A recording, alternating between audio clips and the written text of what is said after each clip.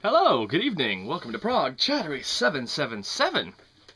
Well, it's come to my attention that I have reached 100 subscribers.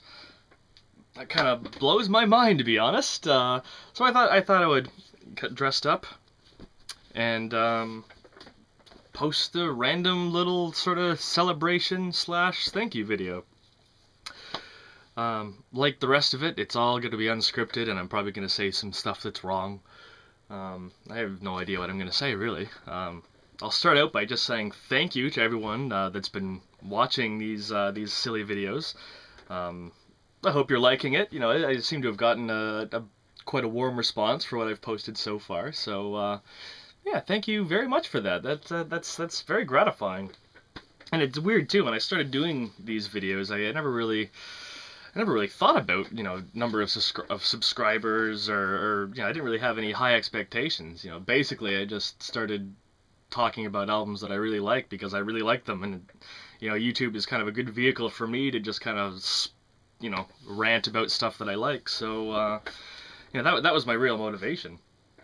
And yeah, I never really thought about subscribers or views or any of that stuff. And like I said, you log into YouTube and oh, wow, I've people are enjoying it. What?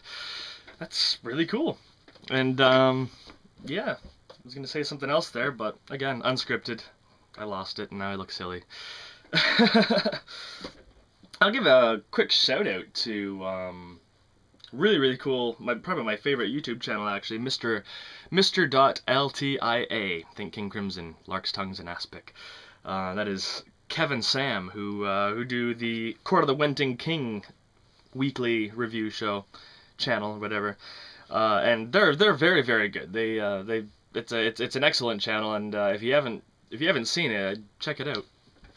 Lots of good stuff on there, and probably better than mine. So shout out to you guys. Really enjoying your channel, and don't watch mine because I'll be embarrassed. But yeah, what should we talk about? Prague Chattery 777. That's what I've called my channel.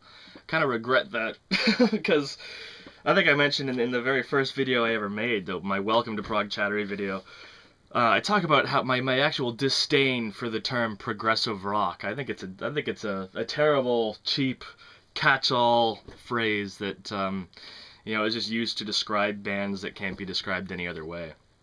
You know, truth be told, I'm not really a big fan of you know, labeling genres at all. You know, my whole philosophy is you know, if music is good and it gets you in some way or another, whether it be, you know, intellectually or physically, and it makes you want to dance, or you know, you can tell if music's good, and that you don't need genres to sort that out.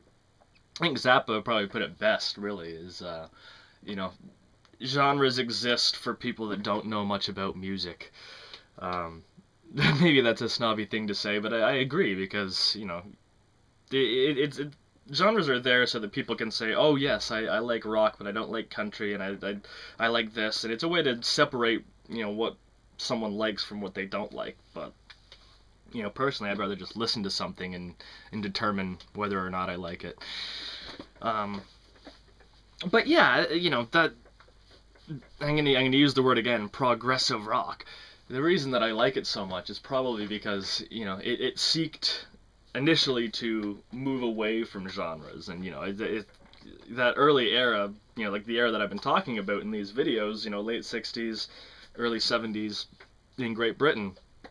You know, its whole thing was taking all these different influences, all these different genres, and trying to create something new, which is wonderful. You know, I like outside of the box type thinking, and that era certainly had an awful lot of it. Yeah, and I've probably given the impression that this is kind of the only music that I really like is music from that era, and you know, it certainly is. You know, some of my favorite stuff comes from that period, but you know, I'm not just a prog snob. You know, I'm also a jazz snob. Yeah, I'm not sure if I'm going to do any jazz chats because I feel I don't really have the authority to really talk about that kind of music, but I do love it. And I like it most as a player. I'm not sure. Some people I may have mentioned it in some videos or other, but I'm a musician. I'm a drummer. I actually, for work, I actually teach the drums. And that's kind of where my love of jazz comes from. Was once I started learning how to swing and how to do all that jazzy drummery stuff, I realized just how amazing jazz music is. But yeah, what are my favorite jazz artists? I really like Coltrane. I like Thelonious Monk, Miles Davis, Dave Brubeck is a real big one. I think Brubeck was quite instrumental in kicking off that kind of prog rock movement, all the weird time signatures that Brubeck was experimenting with in the 60s and 50s.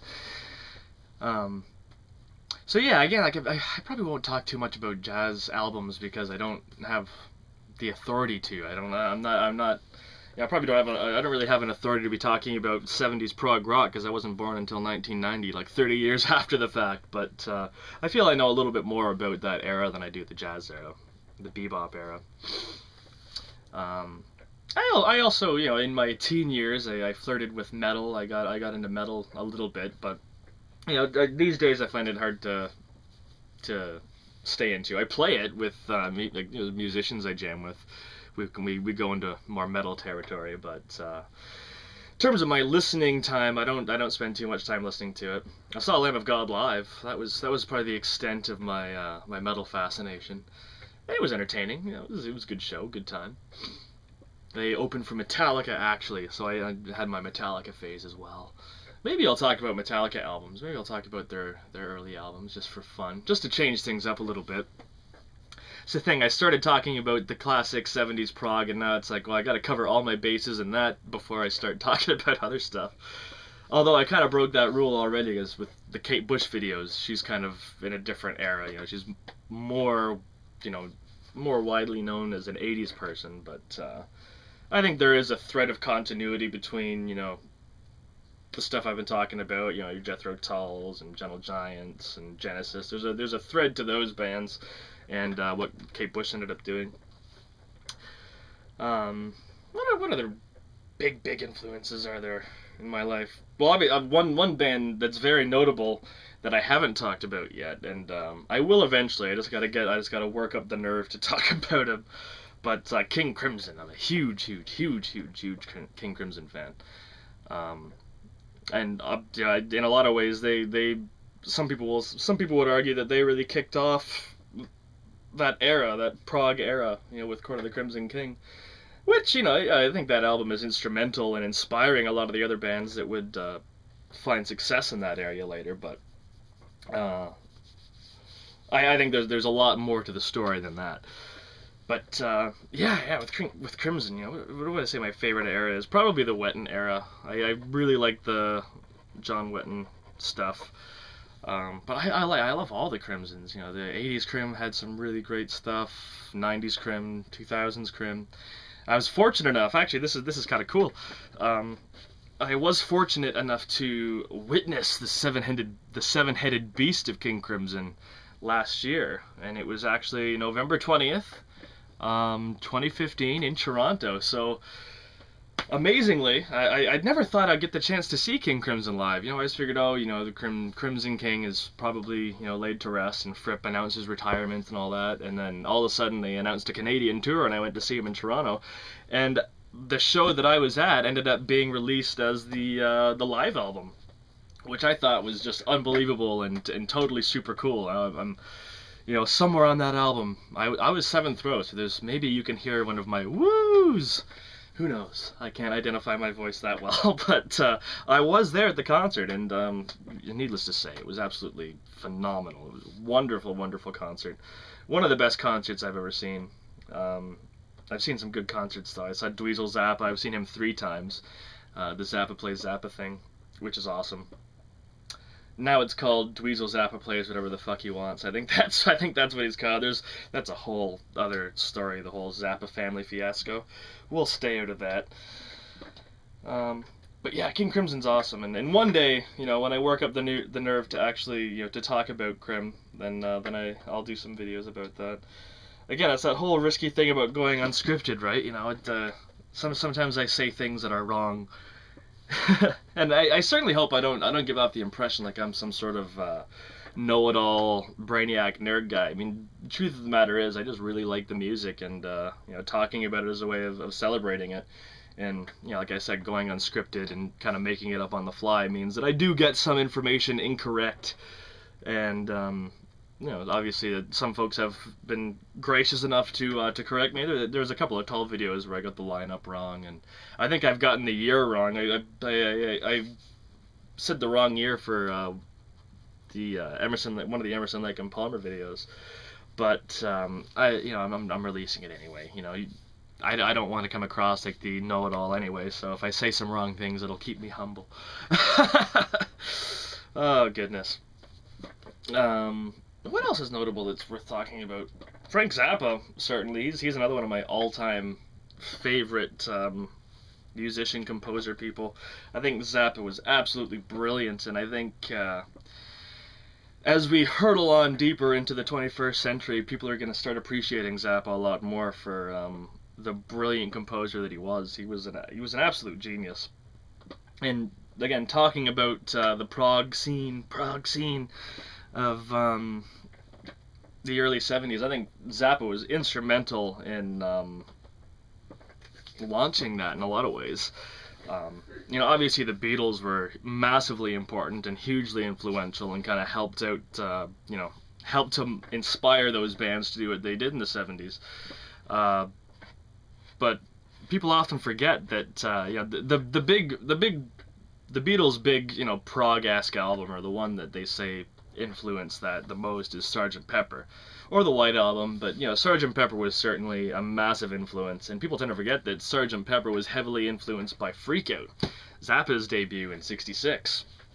And I also think that there's no coincidence that all these crazy far out bands that were experimenting and trying to expand the frontiers of rock music, I think it's no coincidence that those bands started coming out after Zappa had gone to England for the first time. I might be totally wrong. That's just how I've perceived it. And again, you know, I was born in 1990, so who am I to be talking about any of this anyway? That's ridiculous. Yeah.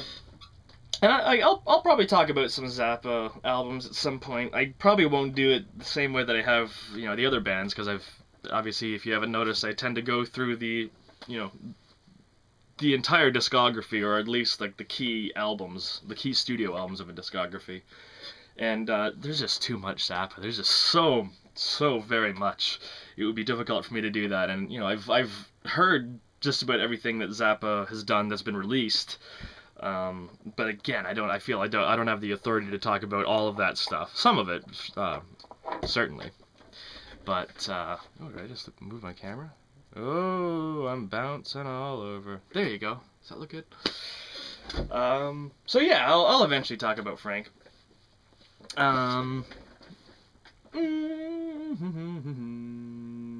Any modern bands? I'll talk about bands like Tool and Mars Volta as well. Again, because I've been so focused on the 70s era, that's you know, I feel I need to keep powering through a lot of that stuff before I move into anything else. But we'll see what happens when I get to it. Any other final notes? Obviously, you noticed my location changed. I did have a nice when I was recording in the summer, I was in my sunroom, and I had a really nice brick backdrop, and the globe was there, and it looked quite nice. But we are now into the depths of the Canadian winter, and it is getting very cold out there. So I've moved into my concrete dwelling, which looks colder but is actually much warmer. And fun fact, this is actually my recording studio where I've made some of my random music. And if anyone's interested, I have another channel which is just called Brad Bridges. It's just my name, and that's got some of my music. You can hear me try to sing and not sing very well. And if you're further interested, you should check out my SoundCloud, which again is just my name, Brad Bridges, and it's got some better material than what I put on YouTube. So if you're interested, then check that out. Maybe as a bonus one day, I'll do a chat about one of my albums, and you can tell me how good or not good it is. So yeah, was there anything else I was gonna say? I don't think so. I think that covers it for this random little video. It's not as interesting as the other ones because I'm not really talking specifically about anything, but I just wanted to post something to acknowledge 100 subscribers. So thank you very much, everybody. That's really, really cool. I'm glad you're liking it. Keep sending likes, keep sending subscribes, comment, and yeah. You will see me in the future. Although I should point out I'm currently in school right now, so I'm very, very busy. And if there is at any point a big lull, if there's like a few weeks that go by and I don't post anything, that would be why. So forgive me for that. But you know, life hurdles on, and there's things that must be done, and I'll try and keep up with this as best I can. And yeah, thanks once again, everybody, for viewing and for joining in the chat and all that. And yeah, you will see me in the future. Take care, everybody.